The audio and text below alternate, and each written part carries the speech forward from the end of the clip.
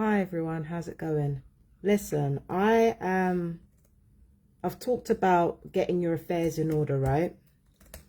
There's something that I've stumbled upon that actually proved me right about a lot of what I was saying. And essentially what I asked was, can the Mental Health Act, sectioning under the Mental Health Act, affect your will if you were to write a will? Now, there are those of you TIs out there who are not cash rich, but who come from rich families who might have sold you out, I don't know, for one reason or another. And as such, there are some of you who may be left property anyway, even if you are the victim of a gangstalking relative's bullshit. So you might be actually left something anyway. And in that event, I need to tell you what I've gotten from this AI overview. Now, this is what I got from Google. So I'm going to show you here. All right. Being sectioned under the Mental Health Act can affect a person's ability to make decisions for themselves, including those regarding their will. Mental capacity. If someone is sectioned, they are no longer able to make decisions for themselves, including decisions about their will. Evidence. If someone is disputing a will, they may need to provide evidence, sorry, this is dirty, that the person who made the will was not of sound mind. This could include proof of sectioning, psychiatric hospital records, or prescriptions for psychiatric medication. Expert opinion. A medical specialist can provide an expert opinion on whether or not the person who made the will was of sound mind. Written statements. Written statements from people who knew the deceased around the time the will was signed, such as witnesses or the lawyer, can be used as evidence. So this is a problem that really needs to be solved. And it's for this reason why now I'm looking back on things. Now I'm realizing that a lot of you TIs out there trying to avoid being sectioned, you're avoiding being sectioned for a reason.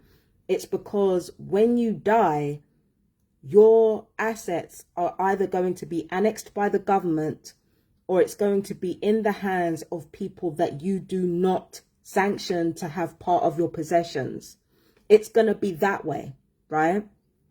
So my thing is this: get as much evidence of as you can, if you can, of you being forced into sectioning. Get as much evidence of you can as your evidence as you can of your harassment, of any police corruption, because all of this proves that there is a concerted effort to stop you from being able to pass down your inheritance to someone else. Gather up your evidence. I am so fucking grateful for that YouTube channel, because the YouTube channel has got evidence all over it, not just of my mental instability, but also of the gangstalking and the harassment as well.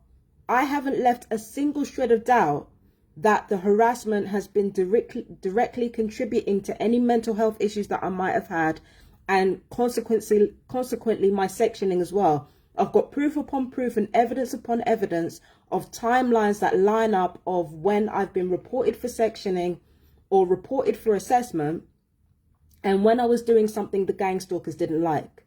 So there's proof of that too, not only all over my social media, it's all over my medical records. There is proof of lying, there is proof of wrongdoing, there is proof of corruption.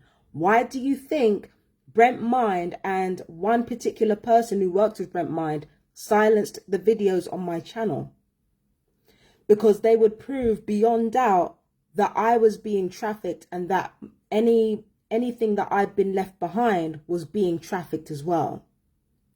So if you're a targeted individual, please do not underestimate how important your evidence is in proving that people are trying to drive you mad and get you sectioned. Because if they're trying to drive you mad and get you sectioned, they are trying to not only directly affect the money and the possessions that you have now, they're trying to affect your property or whatever it is that you've been inherited to have.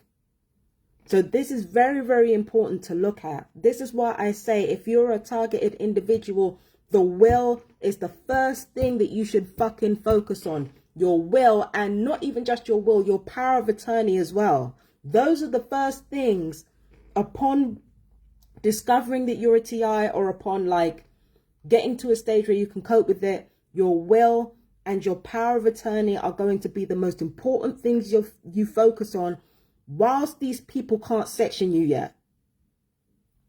That's going to be the most important thing to focus on. If you're an experienced TI, pass this on to new TIs coming up, okay? Especially if they're young.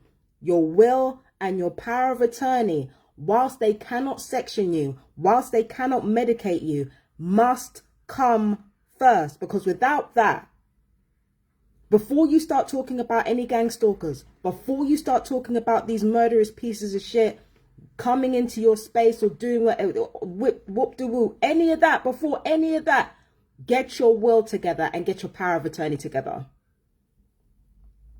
Because there are going to be people in your family who are doing this shit against you. And you intercepting it, it allows you to get ahead of them and it allows you to get ahead of the game. So, that's a short PSA. If you've made it to the end of this video, let me know how you guys are doing, if you're fellow TIs, and happy full moon. I mean, it's in the waning phases now, but happy full moon, and I will see you another time. Peace and blessings. Bye-bye, my darlings.